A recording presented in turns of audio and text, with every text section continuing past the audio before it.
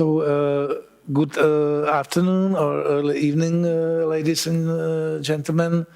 I would like to welcome everyone at today's at this panel, which is devoted to the future of the euro as a currency, the future of the eurozone.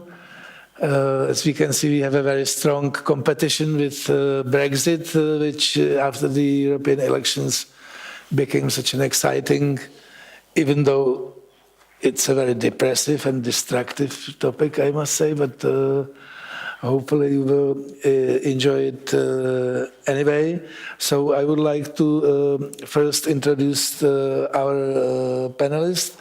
I will start on my right-hand side. Mr. Jean-Pierre Landau is a professor at Sciences Po, prestigious French university. Welcome. Mr. Oldřich Dědek is a member of the board of the Czech National Bank, which is a central bank in our country, but it's his second term. He has served there also in the 90s, but in between he was he held a job of being like Czech coordinator of Euro for entering the eurozone, or which is, as we can see, is a never-ending story. So he has a more positive and more important position now. But he was Czech ambassador for the membership. So his most of his professional life he spent like with thinking about what this country should do, how it should enter. But it doesn't mean that we are anywhere close. Gabriela Cretu is a chairwoman of the European Affairs Committee in Romanian Senate, and Hani Sherman is an economist in European Central Bank in Frankfurt. So welcome all of you. In the introduction of the panel, you read what this is going to be about, so I would briefly introduce it with my words. One of the important questions is like how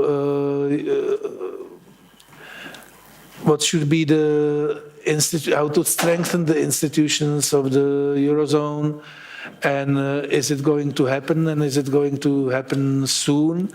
We all know that eurozone, if we compare it with other like long functioning monetary unions, only has a central bank but is lacking other important instruments like some kind of a European, some kind of a eurozone budget, some kind of a eurozone taxes, some kind of a finance ministry or treasury, common deposit insurance scheme, and some kind of European taxes. On the other hand, like some people are much more patient, like as I know very well that my friend Mr. Dědek is one of those who's very patient. That the previous crisis created some important institutions and created some, so we have all these like firewalls we didn't have before. We have more clear competences of the central bank, etc. So perhaps next crisis would lead us to a little bit, or lead the eurozone to a little bit more integration. Also, the question is like if the eurozone can function without being a transfer union, or without being some kind of a mutualization of common guarantees of. Because currently it's a monetary union which is based, besides the central bank like an institution, is based on rules and penalties, etc. So is it sustainable into the future? We know the German and French position is quite different. We know that Italy is on the way, or now in this feverish time after the elections, Italy is promising to break the rules. or not to respect the rules. And last but not least, there is a situation of countries which are obligated according to the treaties to enter the Eurozone at some point, like Czech Republic or Romania, and they are still not there, and actually are not even heading there. So we have all these important matters to discuss, and perhaps I would like to ask Mr. Landau first for his intervention. I would ask all the panelists to speak first for 5-7 minutes, then we would go into a discussion. So, Mr. Landau, please. Thank you very much. When I read the first two sentences of the presentation notice, they said two sentences. The first one is that the Eurozone can... Excuse me, can you hear it? Could you? It's probably... Your microphone might be broken because I don't... I may have broken it, yeah. No, wait for a second. Where is it? Here. It's mute. It's mute. No, it's okay. Oh, thank you very much. So once again. So let me read the first two sentences of the introductory notice, which said first that the Eurozone can only be viable if countries are better off inside in the currency union than outside it, which makes sense. And I'll comment on that at the end. And the second one is very strong. It's in its current form, the single currency seems unsustainable in the long run. So, of course, I will not agree with that second statement, but rather than spelling out my disagreement, I think it would be useful to see how people who are very skeptical about the euro, what kind of reasoning they take. And in my view, there are two intellectual biases which can govern Euroscepticism regarding the euro, which you find both in policy statements and in academic statements. So the first one is that if it's not perfect, it's doomed, right? So to put it in economic terms, if the euro is not an optimum currency area, as economists say, therefore it's doomed, it's unsustainable. Now, I've read thousands of pages on US and more generally Anglo-Saxon literature, which condemn the euro area or are very skeptical. They can all be summed up. I mean, the Stiglitz books, the Modi book, every book, they can be summed up in these two sentences. It's not an optimum currency area, therefore it's doomed. Well, it's a little bit binary. You can be imperfect and not be doomed. And that's exactly what the euro area and the euro project in general is about. India is not an optimum currency area. It's a huge heterogeneous entity. China is not. So I think, obviously, the euro is not perfect. But saying it's not perfect and saying it's unsustainable are two different concepts. And this is a tendency of economists in general to think that because reality does not conform to their model and the perfect model, reality is wrong. But that's actually the contrary. Maybe the model is itself incomplete. And the second, which we see in the policy debate right now, is saying a sort of confusion of what would be advisable and what is necessary. Right? So I think everybody would agree that a common budget would be advisable. Everybody would agree maybe that a common deposit insurance would be advisable. Everybody would agree that a common resolution fund would be advisable. Are they absolutely necessary today? And the distinction is extremely important because a lot of what is advisable may not be politically feasible. And so I think it's very important intellectually and politically to make that distinction. I'm very pro-European budget. I don't think it will see the day in the foreseeable future. I think the euro area can very well function without a European budget. I think the French president is very right to push for it. But it shouldn't be seen as a precondition for what's happening. And when we look at what is being said on the banking, for instance, and Mr. Chairman, you alluded to it, everybody says, okay, if we don't have the common deposit insurance, everything is finished. Well, 5 years ago, we didn't have the banking union at all. And so I'd rather look at what we have accomplished, which is a gigantic step. And I can tell you, I was in a government job at the time. The idea that France would agree to give up supervision of its own banks, it was totally heretical 6 years ago. Now it's commonly accepted. This is the biggest step in European integration, which has been made in the last 10 years, and it's been done very fast, in 18 months. 18 months between the moment the decision had been taken and there was detailed political and technical agreement on that. So it's a little bit strange to hear 4 or 5 years after that, oh, but we need a common deposit assurance. I agree it could be nice. I'm not sure it's absolutely necessary, personally. I don't understand the rationale for it very well. And we need a common resolution. So the important thing is to wonder whether we have what is necessary right now. And of course, from my point of view, but that's of course something that not everybody will share, I think I would be happier with a stronger crisis management mechanism. A lot of improvements have been brought to the ESM, the European Stability Mechanism. I still think it's too weak for the kind of crises and shocks and financial shocks that we may have, and which nearly destroyed the euro area in 2012.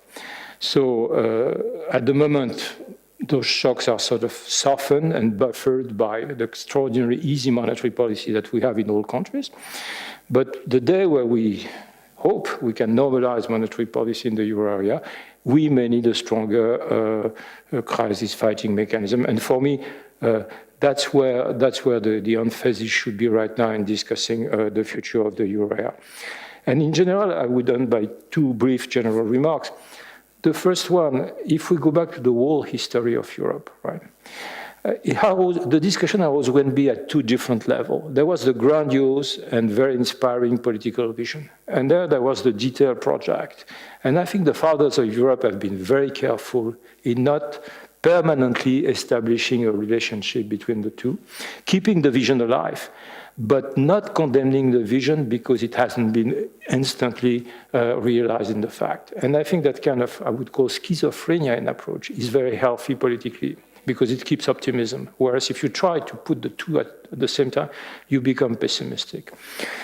And my last remark is about the first sentence, which does make sense. A country should only enter the euro if they are better off inside or outside.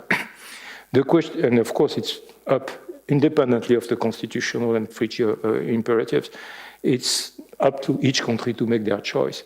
The only sort of technical remark I would make is that you have to consider the horizon. And no monetary policy and no monetary regime is optimal at any period of time. So if I look now, I don't think any German economist would think that the monetary policy of the euro is optimal for Germany. Now, 5 or 6 years ago, it was not optimal for France or for Italy. So a monetary regime which is optimal at one certain period of time is not on the other end. But you have to choose. You have to choose. So maybe for some countries, staying outside of the euro is optimal at some moment, but not optimal at others. And so when you make that choice, the only sort of recommendation I would venture to make, when you make that choice, you really have to think about the long run, not the short run. Thank you very much. Okay, thank you very much. So I would ask now Gabriela here for her introductory speech. Thank you very much, Chair. Ladies and gentlemen, dear friends of Euro reform, I'm very much interested actually in building a common understanding. This is the most difficult issue because solutions are easier after having a common understanding.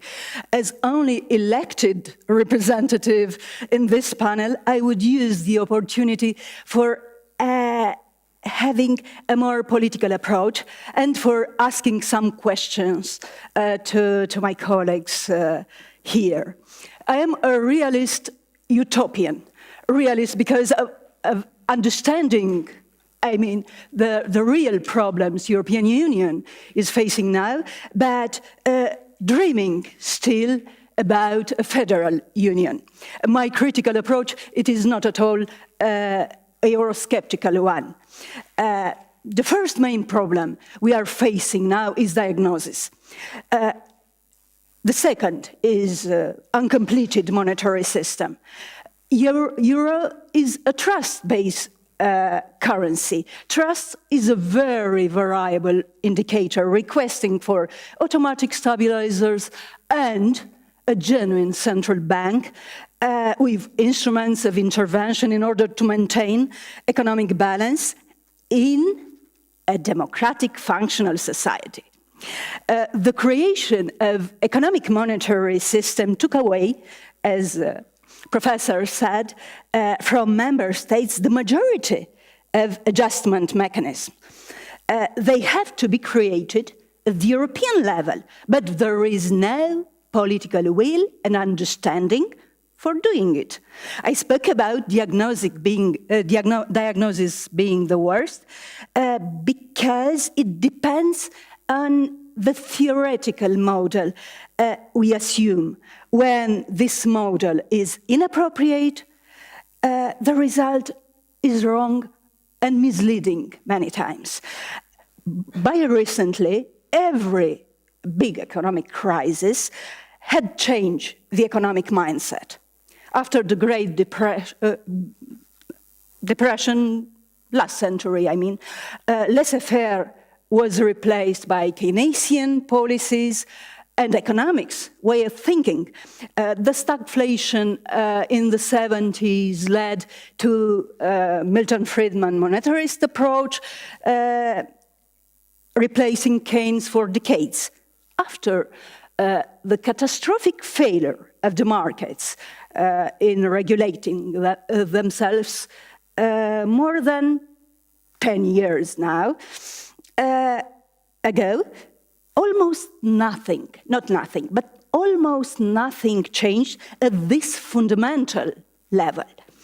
I have to remind here, not for experts, for the others, that there were at least three successive approaches concerning monetary system.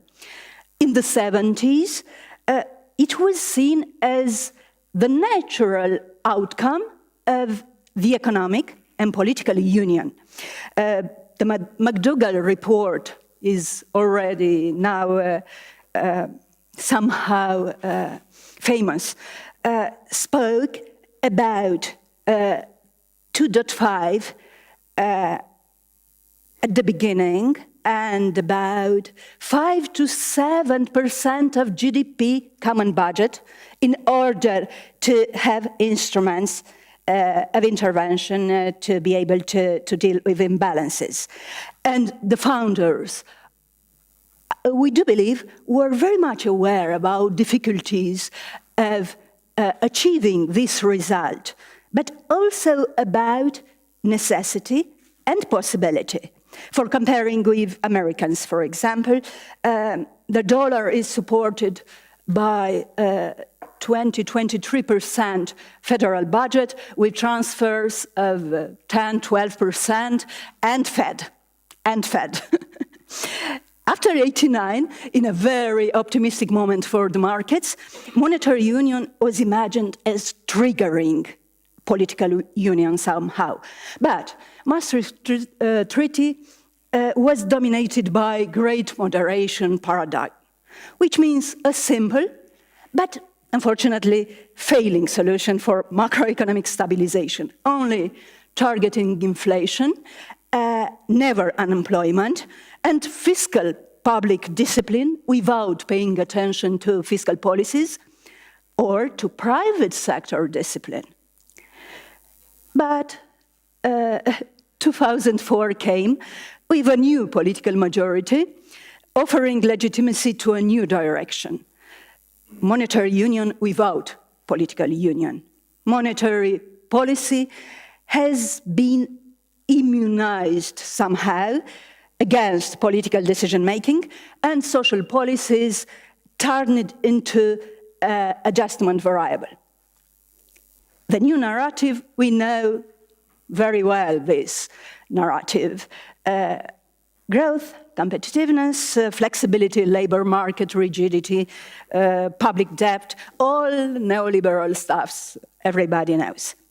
Moreover, with European semester, all this entered the legal system of our countries, at least, but all our countries, including those not being a member in the Eurozone, and are shaping our policies.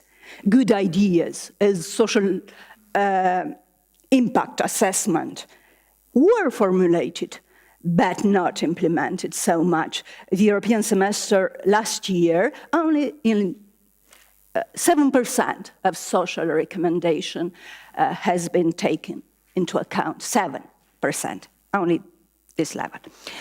So, first question. Social policies could be turned into an adjustment variable without political consequences, because between capitalism and democracy has already been a very delicate trade-off. It would be recommended in the future that economic integration to continue outpacing the political integration, as by now, the question refers to non-Euro member states as well. I ask because the business as usual approach wouldn't work for long if we want to keep the currency, the union, and democracy. We cannot have all three of them. And the current reform has been captive to the same paradigm as Maastricht Treaty.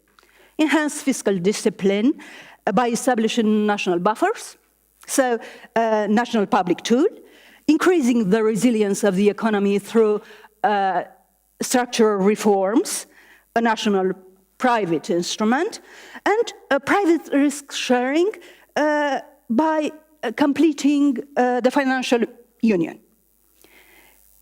So, kind of European private instrument. No public European risk-sharing mechanism have been put in place, and the fact that a financial union deepens the gap, adding to labor force mobility, financial capital mobility from poorer regions to richer regions, hasn't been taken into account.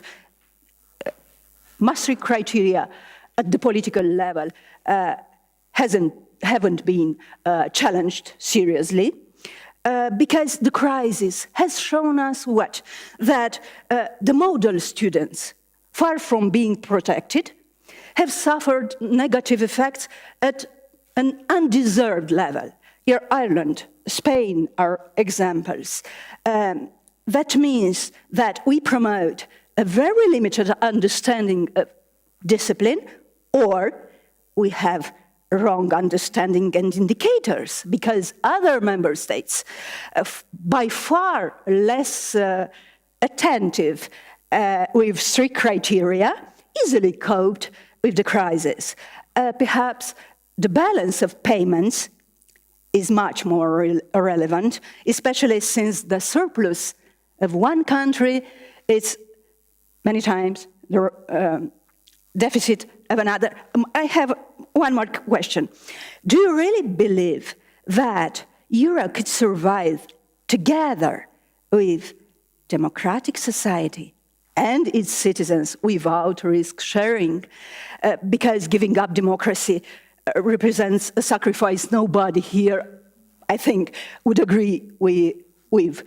And for concluding, we don't have a single currency, we have a common currency in an area with huge disparities, acting as a sponge, absorbing added value from the periphery to the center, or preventing to fill the gap. Economic divergences lead to political divergences and would destroy the union and sacrifice the citizens without a serious reform, I mean. Or, the last question, does we want a euro without a union? If we think of Soviet Union or even Czechoslovakia, it would be possible to keep euro when the union disintegrates, having a successor member states for the currency. But giving up the union would be a shame and a danger. A shame because of forgetting what important for peace and development was the union and the danger because not putting something instead. Thank you very much. Thank you. So, Mr. Dědek. Okay, thank you for inviting me, yes, for this interesting panel. I will express some 3 ideas or 3 points. The first one is that each time I'm asked to speak about some visions, what the Eurozone should be or not, I feel a little bit uneasy. Because the Czech Republic adopted the wait-and-see approach. So we are waiting, so have a kind of right to advising as well. Okay, of course we can wait. Maybe the argument is that sometime in the future, non-Eurozone countries will adopt the euro, so they should have some say in the debates what the Eurozone will be. But now I see sometimes the problem that there is a clash between the long-term and short-term interest of non-Eurozone countries. As the longer-term interest, of course, we are heavily dependent on the health of the Eurozone. Therefore, everything which should add to the stability to the Eurozone should be welcomed in non-Eurozone countries. But from the short-term point of view, some measures adopted may seem a kind of discriminating the non-Eurozone countries. Let me give you some example from the recent days. So we know that there was a letter of the ministers of finance of the Eurozone, and as a result of this, the accession country should enter the banking union not upon entering the Eurozone, but earlier, yes, upon entering the ERM2 mechanism. From the longer-term point of view, from the interest of Eurozone countries, it seems to me a perfect rational decision. Because why should the Eurozone countries should be surprised that the banking sector has some problems when the country joined the Eurozone? It should be solved earlier, yes. But, you know, if you follow the debate in the Czech Republic, yes, you could hear that it's unfair treatment. There is nothing written in treaties that the countries should enter earlier the banking union and so on. So this is my remark that from time to time, yes, this clash appear, and my favorite point of view that we should prefer the longer-term interest of the Eurozone, which stabilize the common currency. The second remark, I think that when we speak about the visions, yes, how the Eurozone should evolve, whether the Eurozone will survive the next crisis, my opinion is that the recent crisis wasn't the normal crisis. It was a kind of 1,000 flood water, which happens one times in 100 years, maybe. So it was really disaster. And I don't think that this very severe disaster will appear in a couple of next years. And I think that the Eurozone is resilient, yes, to normal, let's say, business fluctuation. But of course, it doesn't imply that we should not improve and debate what should be done. And in these debates, I have to confess that I'm a kind of traditionalist. We should not forget about the logic of Maastricht convergence criteria. As the idea was that only the countries with low inflation, sustainable public financings, stable exchange rates are fit and ready for joining the Euro. Of course, the crisis revealed that this is so-called necessary but not sufficient conditions, and many other institutions and ideas were adopted. But, you know, the Eurozone is a kind of club yes, of countries where is, on the one hand, let's say Germany, yes, with a very strong stress on sound public policies, and there are some countries I would not like to name, which have problems, yes, with the logic of Maastricht convergence criteria.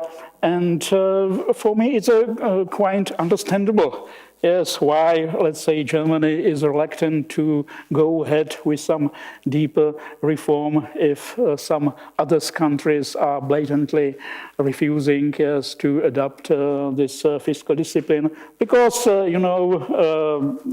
the problems will have implication for the banking sector. Yes, the health of the banking sector will deteriorate, and of course the Germans ask the question: should we pay for the mess created as a result of irresponsible policies?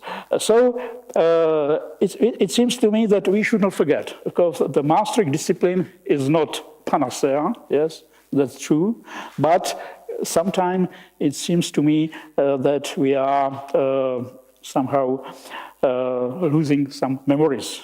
Look, for example, there is a new stream, funny theory, modern monetary theory. Yes, it's really funny. Yes, what are the recommendations? Yes, we should abolish the Chinese wall between the central bank independence and the government. Okay, we should encourage as much debt as possible. So it's impossible, yes, to reconcile this theory. And I can imagine that this theory may have proponents in some countries. So from my point of view, what is really needed is so-called policy convergence. Yes, not only economic convergence, but also the policy convergence, that some common understanding what policies are needed to support a stable currency. Unfortunately, some countries, and this is my understanding why the crisis was so painful, that many countries learned this lesson, unfortunately, during very painful adjustment programs, which was really very difficult, but I think it's a consequence of some previous unfair policies. So this is my point of view. I would not like to go some details. Of course, I fully support the idea that we should complete the banking union, that we should discuss about some fiscal capacity of the Eurozone budget and so on. That's fine. Yes, these debates is a fool, but without this having in mind some I would say the Maastricht discipline, yes, I think that it's very difficult to move further on our way to complete more stable Eurozone. Thank you. So, Anne? Thank you very much. It's a pleasure to be on such a high-level panel today to discuss what is, to me, certainly the central question of European economic integration, namely what it takes to make the euro sustainable, to ensure that it is and remains a success. In my intervention, which I shall add, does not necessarily reflect the views of the European Central Bank. I shall take a step back, and I would first like to highlight what the euro has already achieved before going into what's been done during the crisis to make it even more adaptable and where we stand today in terms of further reform needs that I'd see. So as I said, in many ways, I think the euro is actually already a success. So first of all, and most importantly, it has delivered on its core mandate, and it has produced 2 decades of price stability for the euro area. So average annual inflation right now across the euro area stands at 1.7% for the 20-year period since the euro's creation. Even in a country like Germany, that before joining the euro had very low and stable inflation, this is a significant improvement. Secondly, and while it may sound paradoxical, the euro has actually given to all of its members monetary policy sovereignty.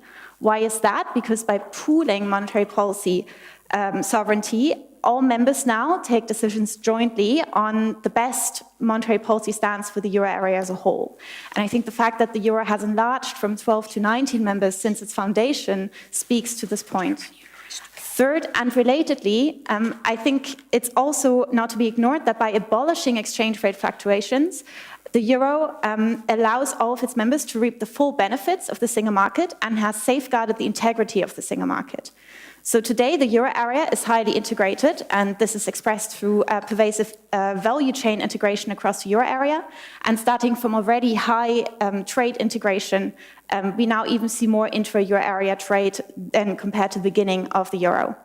And finally, and I think this shouldn't be ignored, the euro is actually very popular with its citizens. So currently, support for the euro among the citizens of the euro area stands at a record high, and it's 3 out of 4 citizens that say they're in favor of the euro. So I think beyond these significant achievements, it should also be acknowledged that the euro area is in fact an evolving construction, and that it has changed and adapted considerably over the past decade in response to the crisis.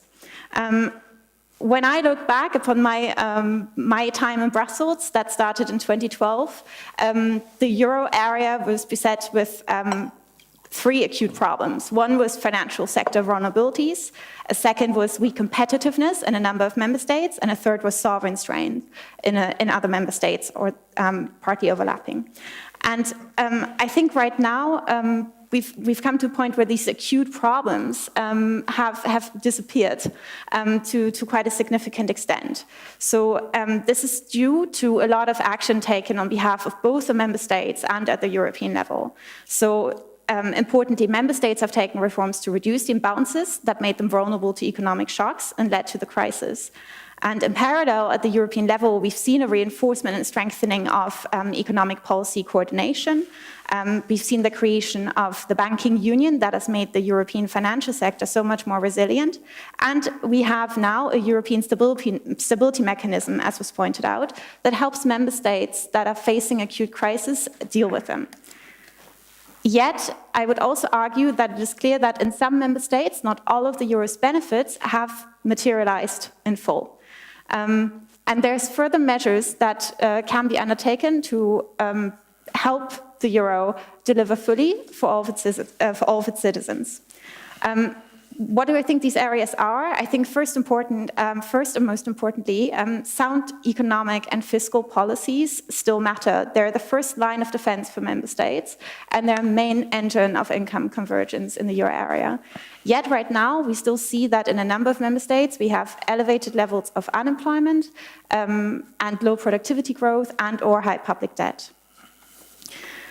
At the European level, effective coordination mechanisms can actually help countries in these reform efforts. I think on the fiscal side, there's a strong case to be made for simpler and more credible fiscal rules. There's the easy principle that these rules should help member states build adequate fiscal buffers in good times so they have sufficient fiscal space to use in bad times to stabilize their economies. At the same time, I think there's further scope to help member states in the implementation of economic reforms. And as for instance, there's currently discussions on a common budgetary instrument for convergence and competitiveness to that effect. Other European level reforms, for me, clearly do actually include a European deposit insurance scheme that currently our banking union stands on 2 out of its initially foreseen 3 pillars. And in my opinion, that's important, especially from a consumer perspective, because the common insurance scheme could guarantee that deposits across the euro area are equally safe. And ultimately, this could foster a really single European market in banking services. Then, beyond this, and related to financial sector issues, is the European Capital Markets Union, which remains an unfinished agenda. So this would help diversify financing sources, and research shows that if you diversify financing sources, you actually help especially innovative forms of investment, which fundamentally then also help potential growth. But beyond that, Capital Markets Union can also stimulate cross-border investment, and that can be an important source of private sector risk sharing, as for instance we see it in the United States.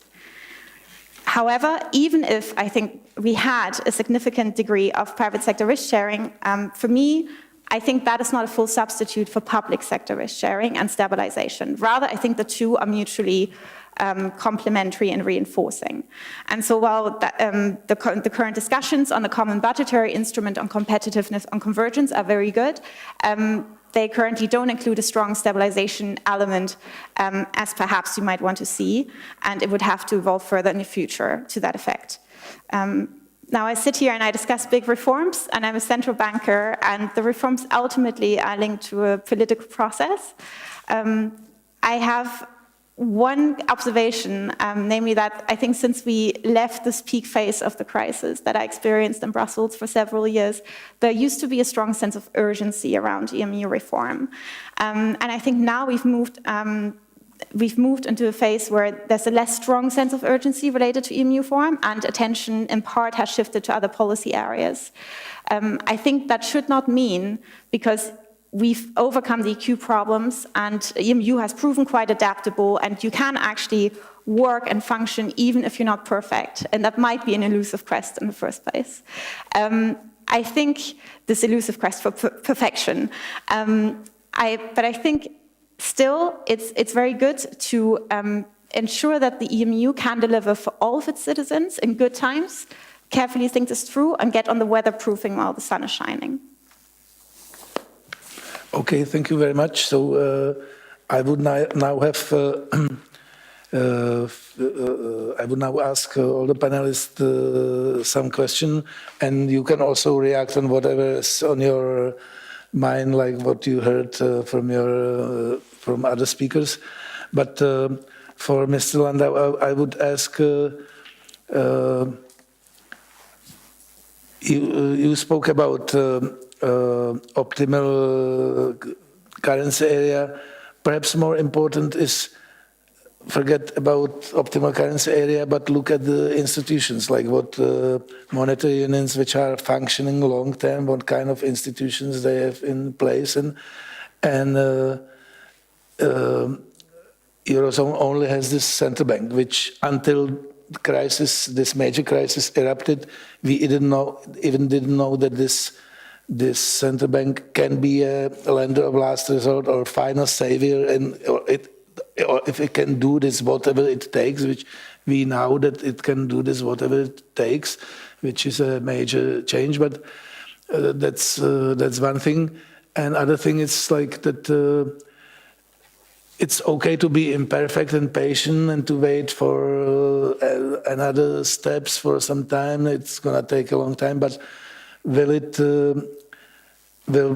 people and citizens of the Eurozone be patient enough? If they have an impression that the Eurozone might be somehow damaging, especially in some southern countries, economic growth, that it might have an impact on unemployment. So will people be patient enough politically for this little gradualistic approach, like that it could last centuries until until Eurozone develops all the necessary institutions? Okay, these are very easy questions, of course, very easy to answer. No, they are very difficult ones. And so on the first point, yeah, as I said, I think you're right. If we look at the institutions, the ECB is working very well. The Euro system is working very well. I think it's a model of federal institution in the EU. I cannot think of an institution, I mean, all the money institutions of the EU work well, but this one works especially well, and it has been well designed. The fiscal thing, I think Mr. Dedek was very, very, very right in pointing that a lot of things which were in the spirit of the Maastricht Treaty have not been fully respected. And we have an institutional problem which is how to sort of coerce or coordinate fiscal policy of sovereign state. And it hasn't been solved. It's true it hasn't been solved. The third point which you mentioned yourself is the crisis fighting mechanism and whether the central bank should act as a lender of last resort to governments, which is basically what you said. And here, it's true that we don't see eye to eye in the euro area on that. So to caricature the differences, If we see a problem on a sovereign debt, the German view would be, oh, it's a solvency problem, we have to address it by tough fiscal measures.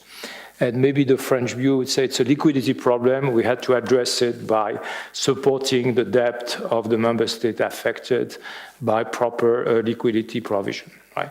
And between those two visions, we have to find a balance, because we know that identifying in real terms the liquidity and the solvency component of a sovereign crisis is very difficult.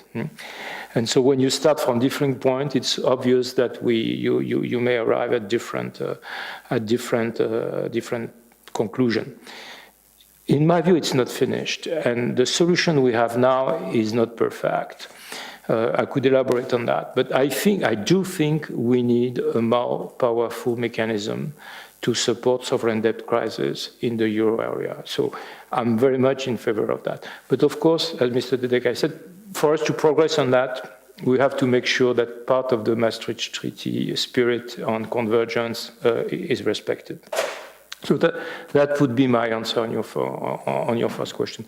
Institutionally, things work reasonably well, but on the whole thing about the ESM and the crisis fighting mechanism, I would like something much powerful and maybe a little bit more flexible.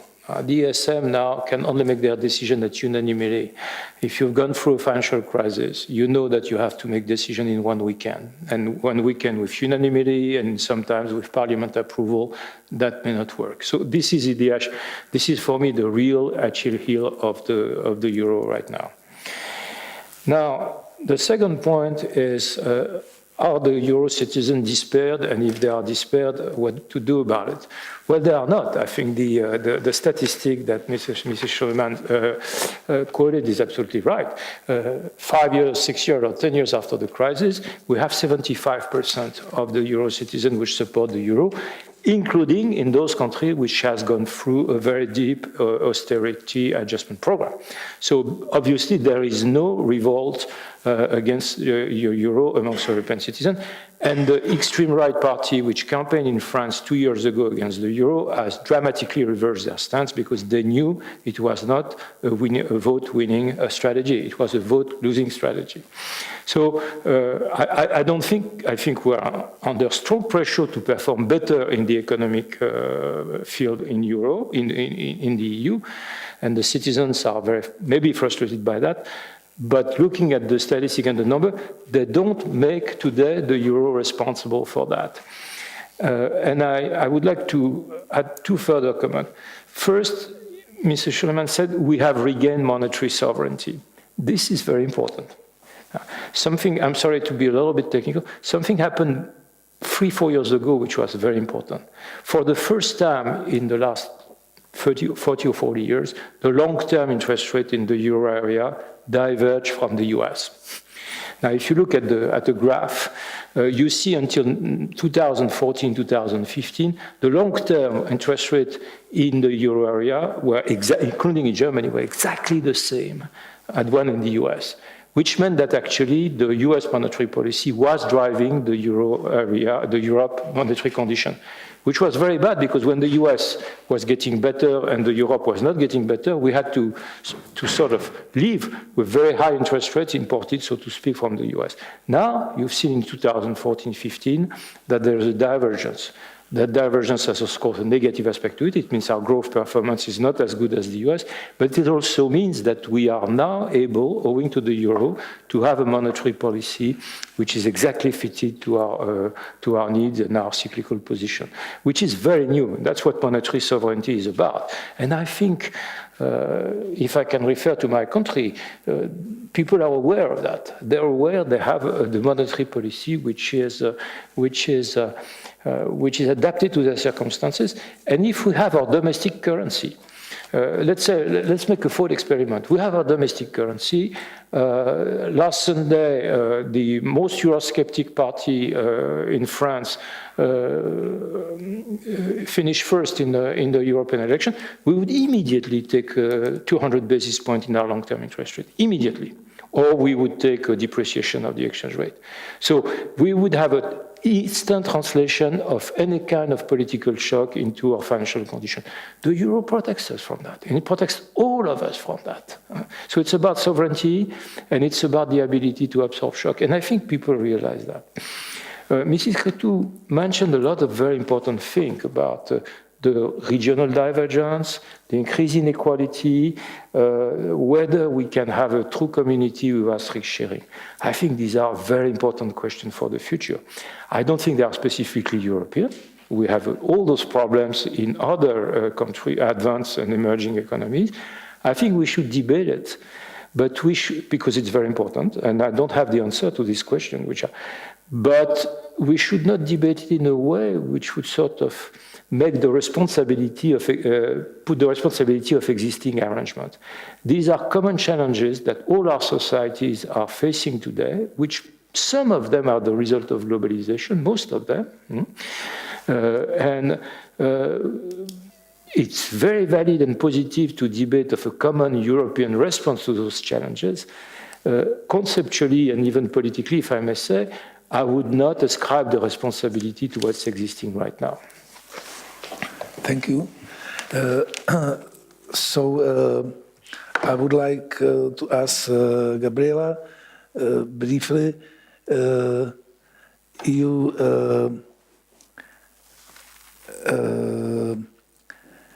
You are afraid how, if I understand it well, that how Eurozone would be, or Euro or membership in the Eurozone would be compatible with democracy in the future or so. Or it might be complicated. So could you speak a little bit about position of your country as far as the Eurozone membership is concerned, even though you don't represent the government, but the Senate? No, but we work a lot on this issue because not being yet a member, we'd like to understand and to take the better decision. So I'd like to start by saying, continuing Professor, that a set of rules of institution could be good for something and wrong or not good enough for a different goal or a different reality. Or it's about my country, our country as well. We have actually now an economy without borders, being the single market almost completed, an internet-driven economy, and transnational corporations. Both three aspects that could demonstrate actually that we don't have economic borders. Instead, we have responsibilities and indicators with borders. Because there is this trend for replacing weakened solidarity between member states, a higher responsibility for each of them. And indicators we know very well. We use for convergence the GDP. But the GDP is a measure for something which happens in a country as Romania, not for something which belongs to Romanians. Almost 48% of our GDP is dependent on transnational corporations. And among indicators, there are now the assets, or the potential of development in the future depends on the wealth of a nation, of a society, on the assets, not on GDP, which is as well a variable indicator changing from one year to another and don't knowing always where actually finally would be in Cayman Island or somewhere else. Now the wise decision in Romania is to work on two levels. Domestically, to have policies in order to reduce inequalities between regions and between citizens, because unfortunately Romania is not the case for Czech Republic, but Romania has a high Gini level, inequality level. We have, I suppose, 35, 36, comparing with 24.5 in Czech Republic, for example. So, and a low level of income, that means everybody could feel the difference if it is a victim, not is rich enough to not perceive the change if a wrong change happens. Yeah, and we have as well a less wise decision to start preparing for entering in 2024. Okay, for Mr. Dědek, briefly, you are defending the master criteria, the rules-based system, but who broke the rules first? These were the biggest countries, Germany and France, where the Eurozone started to exist. And now there is a case, Italy, which is on the verge to break the rules. At least Salvini is enthusiastically announcing the breaking the rules. And with Italy, we know that it's a nice thing that it's too big to go bankrupt, and it's too big to be saved. So what's going to happen with such a big player also would start to disrespect the rules? So is it sustainable? Isn't it like too imbalanced to emphasize the rules only? Of course, you are right. The European Union and the Eurozone is still a club of sovereign states. So how we can penalize, yes, sovereign states? Of course, we have the rules, but in reality is very difficult. Yeah? So it seems to me that the European Commission was more courageous. Yes, now it's no so lenient with the Italian approach. Okay, so that's fine, but of course there are the limits. And actually, I don't know what would happen if the states would ostensibly decline to fulfill the rules. It will be the end of the Eurozone, definitely. Yeah, so it's a key condition, yes. So, and it's very difficult to find solution. And you are right that the sad thing is that the big states like Germany and France, okay, create some precedents. Okay, instead of complying with the rule, they rather trigger the debate how to reform the Stability and Growth Pact. It's sad, yes. I think it created a lot of damage. But it seems to me that, therefore I said that we need more policy convergence, that each government takes for granted that it's indispensable. Okay, thank you. For Hani, I have a question. Like you said that membership in the Eurozone provided the members, if I understand well, like with a long era of monetary stability and low inflation. But isn't it like a little bit thing of the past that last 10 years, like EU or Eurozone was struggling with deflationary tendencies, so after the crisis it probably wasn't so complicated. And second question, you said that even Germany is doing something or realizes that imbalances are unhealthy. So what exactly is Germany doing to improve these imbalances with its very strict constitutional fiscal rules, etc.? So for the first question, I have to be careful because we have a governing council Just coming up briefly, next week, so we're just close to quiet period. But generally, I'd say it's of course true that the first 2 decades and with the euro, very, very different characteristically and in terms of monetary policy challenges. But at the same time, we've also seen a notable pickup of inflation over the past few years again, and whereas like right now we're actually I'd say we're probably on a good way. I'll leave it there. And then under the second one, I'm working for an EU institution. I don't really know what Germany is planning, just because that's my nationality. So I would maybe come back to a more general point, and that's the point on institutions. And I think part of the spirit of the intervention I met earlier, and also coming back to the sort of what's advisable and what's necessary to have, I think there's a general observation to be made that throughout the crisis, the EU and the euro area probably fared best in areas where it had strong institutions. So one of them being my own institution, but also if you think of the policy areas of trade or competition that lie with the Commission, I think the EU has actually performed really quite well. And it just shows the power of having discretionary and trusted decision-making.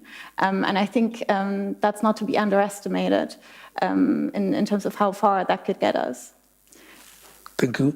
So we we have some question in the system here. So I would ask the panelists to respond in very, very briefly, in really like few sentences. We have a question about transformation of ESM, the permanent firewall, into European Monetary Fund.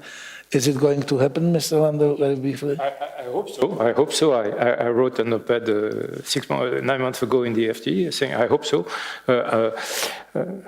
What should happen, in my view, is that it should become a monetary institution so that it has access to monetary resources. And second, that the majority decision would be replaced by a sort of weighted, qualified, unanimity decision, should be replaced by a qualified majority.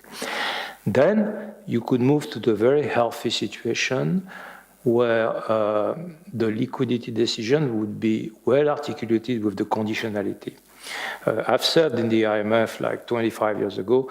The power of the IMF is that they can articulate liquidity provision with good conditionality. And at the moment, when you look at the OMT, for instance, the OMT is supposed to be, this is a program to support by liquidity, it's supposed to be conditional, and we saw during the Greek crisis that the ECB was deeply involved in setting conditionality for the Greek program. Well, in my view, it's not the job of a central bank to set conditionality for an adjustment program. That should be done by a different institution. But that institution should have access to monetary resources. So if we really want to have a European monetary fund, which would mimic at the European level the International Monetary Fund, which works quite well after 40 years or 50 or 60 years actually, then we should have that kind of arrangement. The problem that would cause, institutionally speaking, and I'm very sensitive to what Mrs. Cretu said, institutions should adapt to circumstances, absolutely, is that the Commission, who's now nominally responsible for the conditionality, this is the taboo, the elephant in the room, right? Everybody, I think, would rationally recognize that the ESM should have power to set the conditionality on its program. But at the moment, the Commission is mainly responsible for conditionality. So the elephant in the room is that will we have the sort of drive to move the conditionality function from the Commission to the ESM? I think it would be necessary. I think it does make sense to have the institution which grants the financing ultimately to set up the condition. I think it should neither be the Commission nor the ECB. That is not their job. And we have set up the ESM. And if we can manage to make it move in that direction, I would be very happy. Thank you. Mr. Jirek wanted to add something? Only one remark. I mentioned some potential clashes between long-term and short-term interests of non-Eurozone countries and this transformation of European stability mechanism.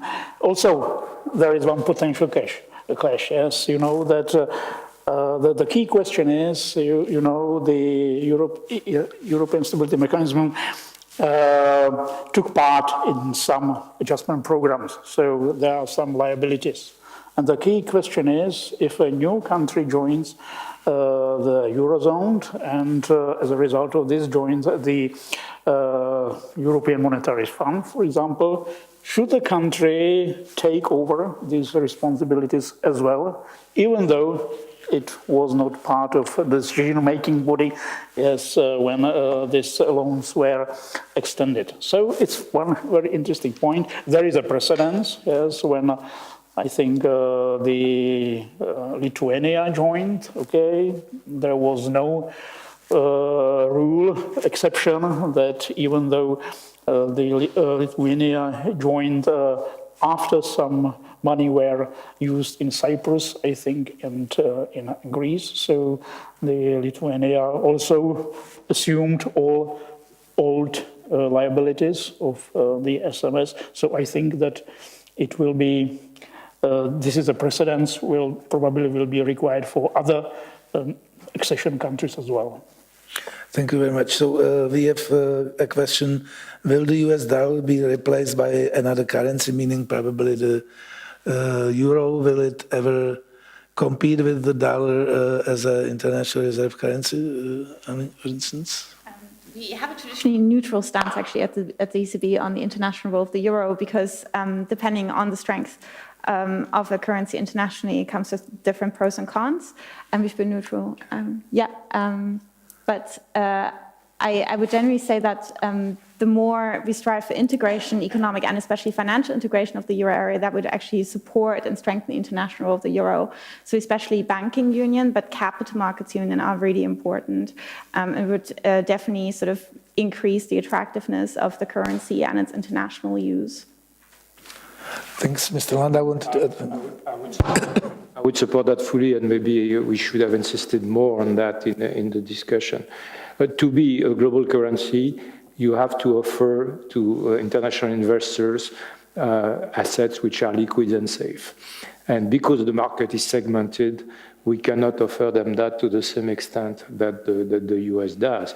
And so having both private and public assets which are not attached to a specific country, I think this is the major thing we should do in terms of the capital union. And in my view, the capital union exercise is too much oriented towards legal harmonization, which will take 30 years, 2 or 3 decades. It should be more oriented towards creating new financial instruments which are truly cross-border, which are truly European, and that can be done, at least on the private side. The public side is more tricky, but we could have, if we, with a minimum financial innovation and a little bit of legal sort of inventivity, we could have asset-backed securities which would be reflective of a European risk, which would offer a truly European risk market instrument, and that would be a decisive first step in making the euro a global an even more global currency. Thank you. So there is an important question, I think. If Eurozone slides into recession within the next 12 months, what options does ECB have? It probably wants to emphasize that how far you can go with negative interest rates, like, or perhaps this spraying people with helicopter money, whatever these options, or giving money to the people, or so. Do you want to briefly? We're almost in quiet period, and I'm not the monetary policy person in the bank, but I think we've been very committed, and I think we remain committed to ensuring that we deliver price stability. Okay, do you want to react on this question? So I came back to my first statement. Euro is a trust-based currency, and it is the currency of the European Union. As long as so many speak about European Union disintegrated, Eurosceptical views, we undermine our own currency and its possibility of internationalizing, because nobody would check financial rules or the structure of the institutions. It's about trust that tomorrow this currency would keep the same. For this reason, we have to be aware, because it's more about policies, and it's a good question what to do if a recession would start, and functioning, than about creating new institutions. We have to change in policies something. With the current institutions, we could manage, not at least to be more flexible. On inflation level, 2%, why 2? Not 3 if there is possibility of growth, and 60% concerning public debt. Japan is surviving still with 200, I don't want to give this model, but however, for 20 years is in this situation, and nobody would say that Japan would disappear for this reason. Okay, yes, just one sentence. If I just might add, I think there's also an interesting, obviously, like some mutually reinforcing effects, because we've been talking about the EMU deepening and the further economic integration agenda. And I think generally it's very important to be aware that the smoother one part of the economy works, the smoother other parts of the economy usually can work. And one of the examples is monetary policy transmission, clearly as well. So if we think about, for instance, structural reforms that member states can take, or if we think about resilient financial systems, that helps us transmit and deliver our monetary policy measures to the real economy. And so this is, it's basically two sides of the same coin, talking about EMU deepening and talking about the effectiveness of other instruments that we have in the economic and monetary union. Okay, thank you very much.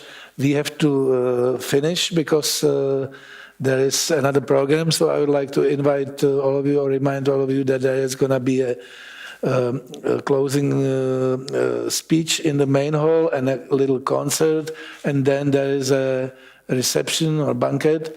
So I would like to thank all of you for coming, and all the panelists for their perfect contributions. It was really interesting, and see you next time. Thanks a lot. Thank you very much, sir.